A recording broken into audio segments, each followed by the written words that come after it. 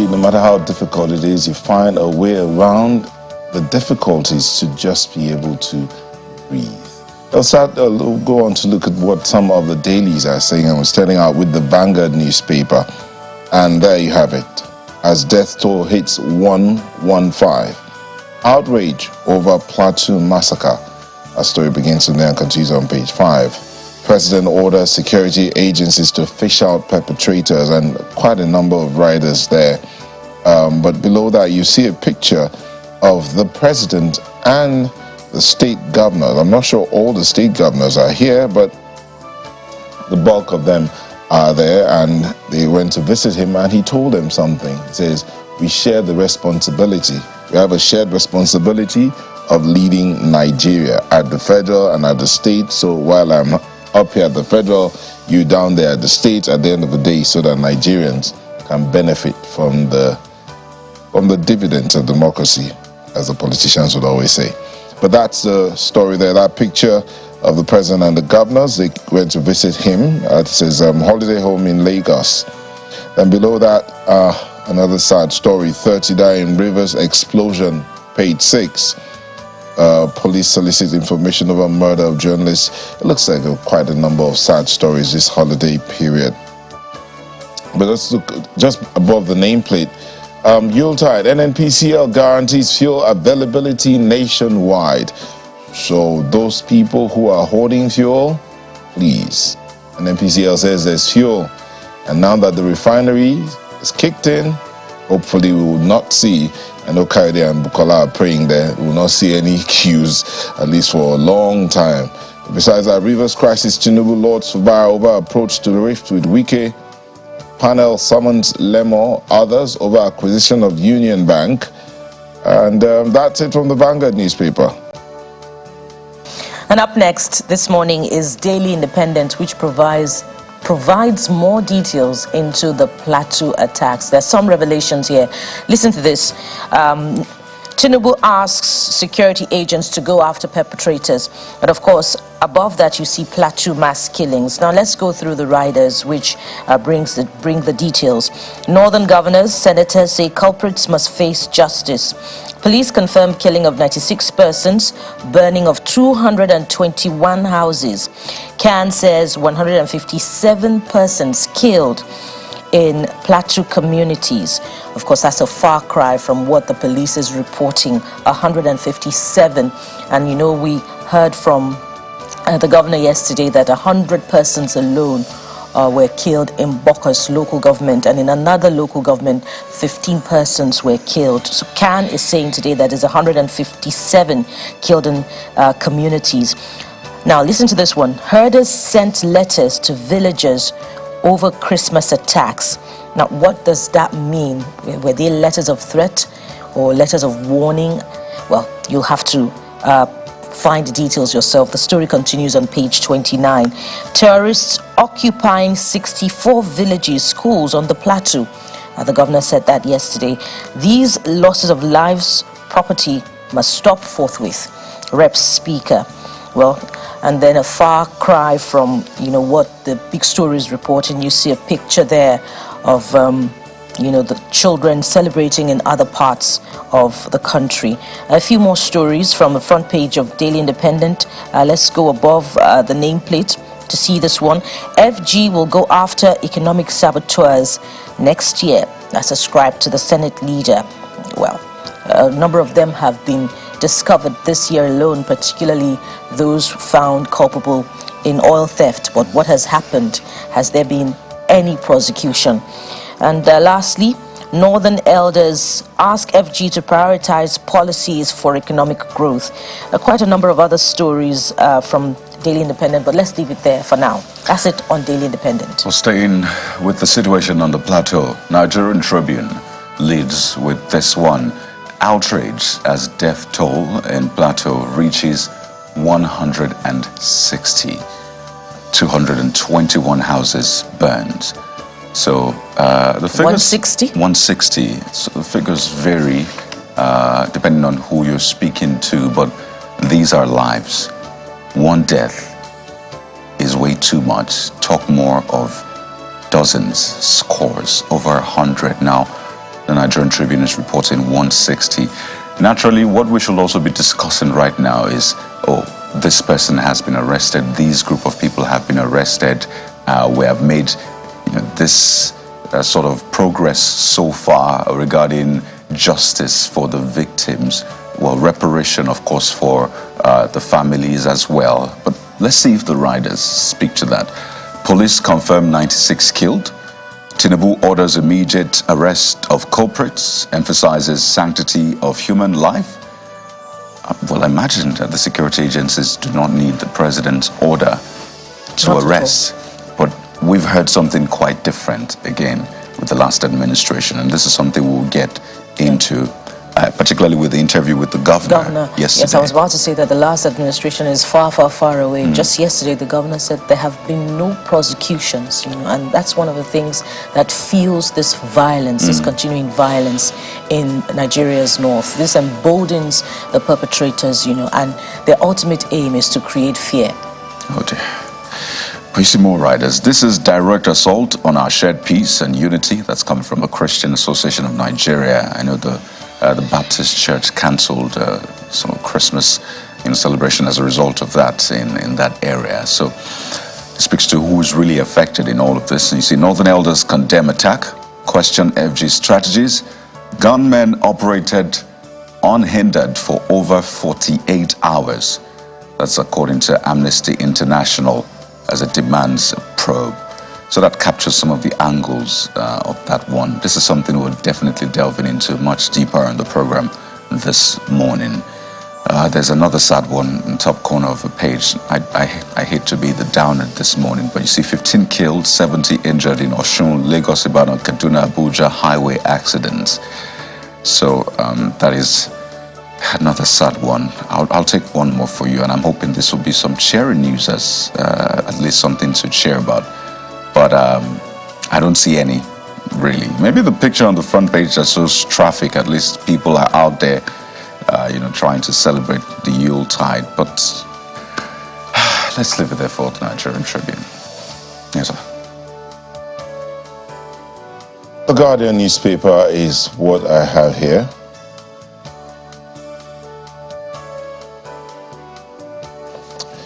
The Guardian newspaper, I have the Guardian newspaper, and they have this one: slow e-payment channels worsen cash Yuletide troubles. You see that picture there of the POS and the decline sign, error processing payment. These are some of the challenges that Nigerians had to deal with during this festive period. 2 months after, varsity teachers insist they are being denied 4 months' salary. That's the story below that one. I'm trying not to go to all the sad stories we have here. But see this one: Boxing Day, how harsh economy spoiled fun for many Nigerians. Go to Metro page.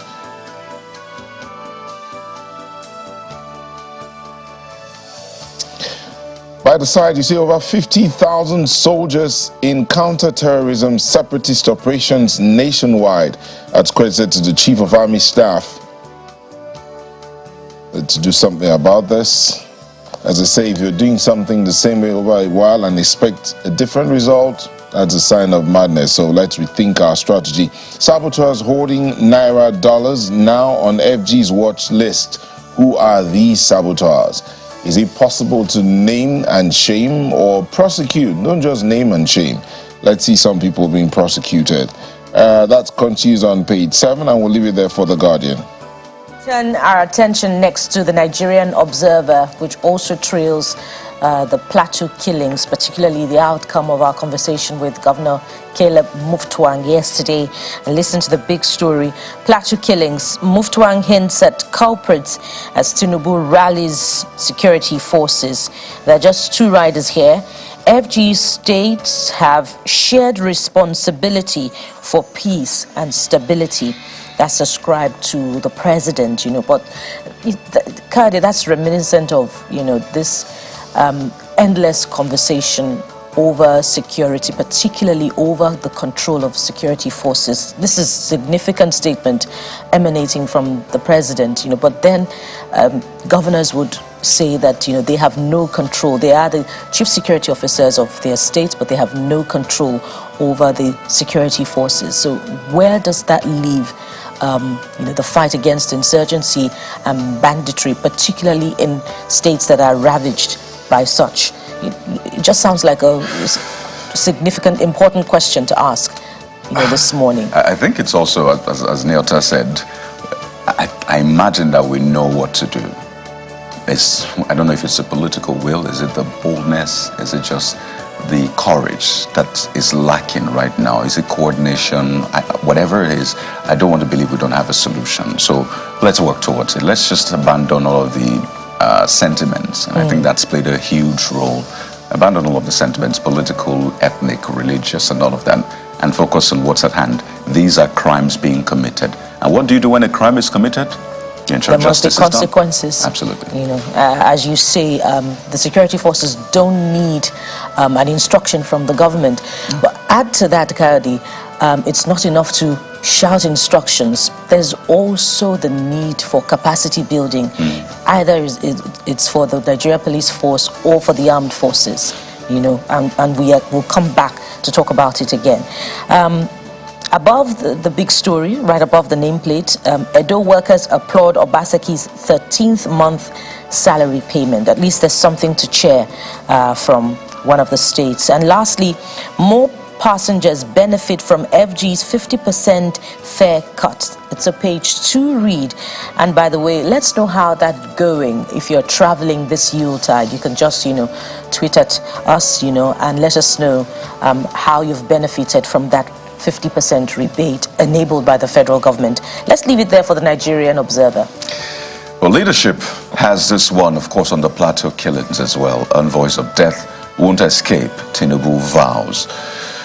It's a page 4 read, and you can see all of the riders there. This is a curious one.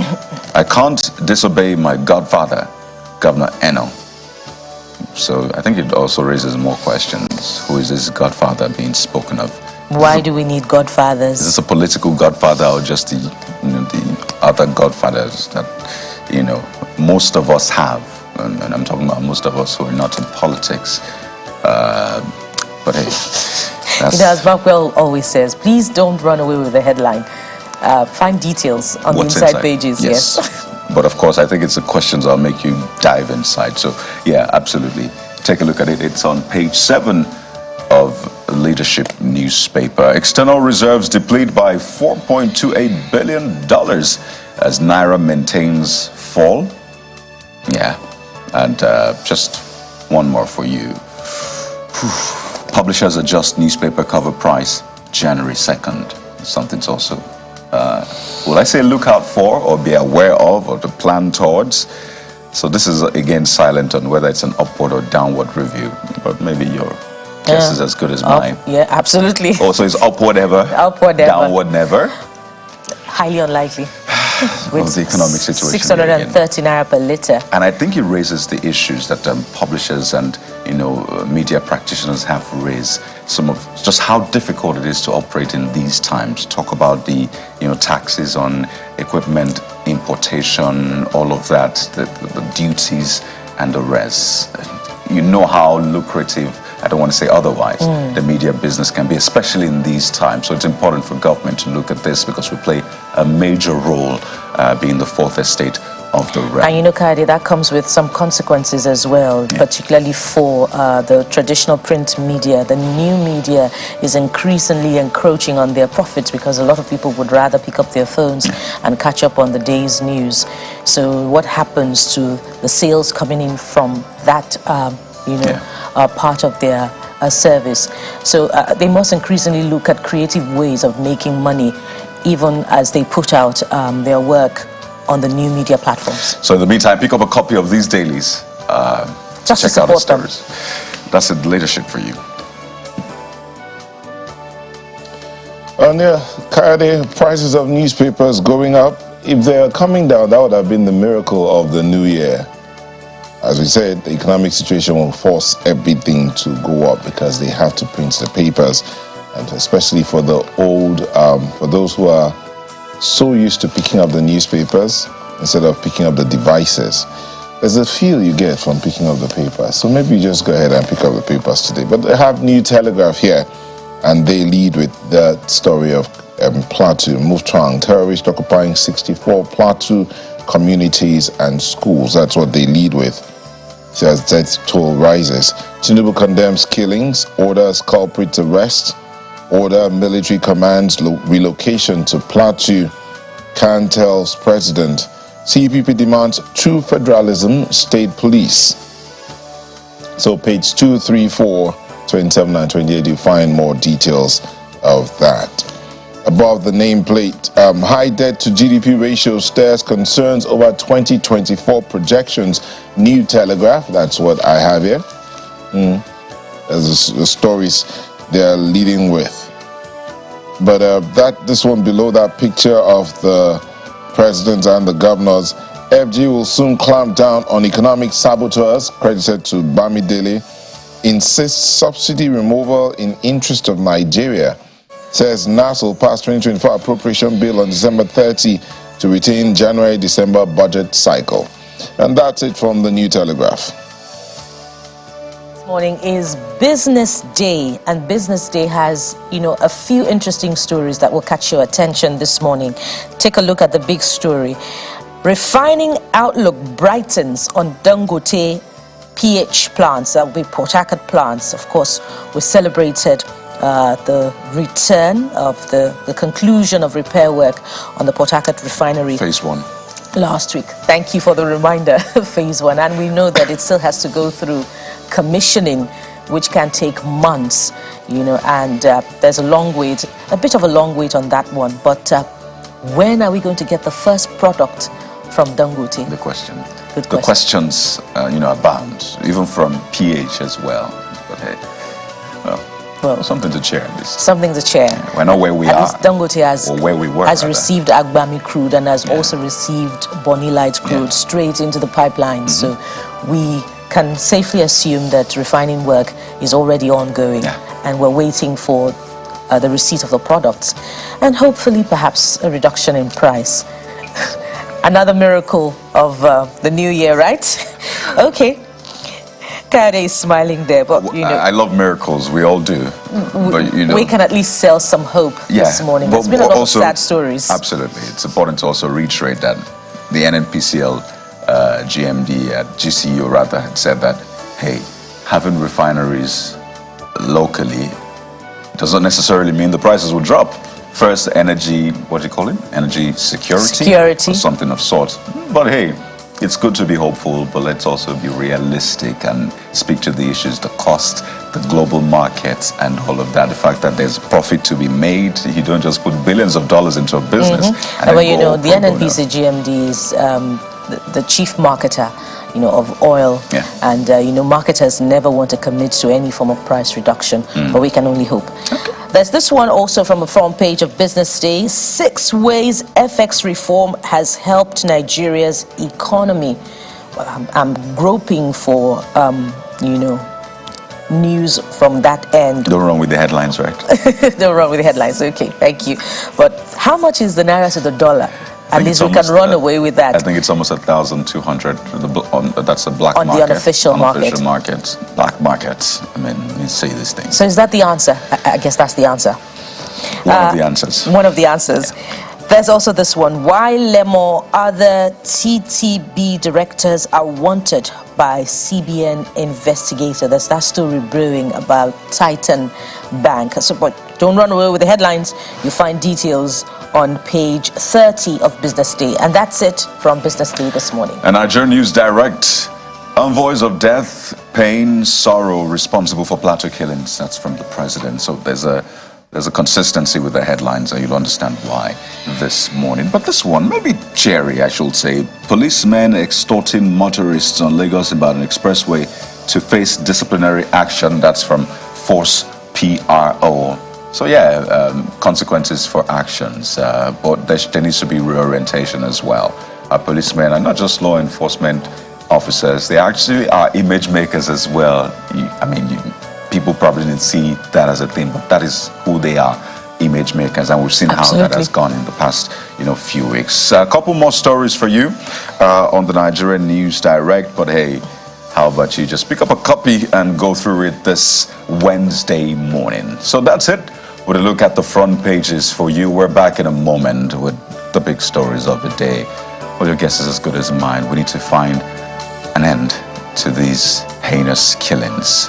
That's what we're focusing on in a few seconds. Just stay with us.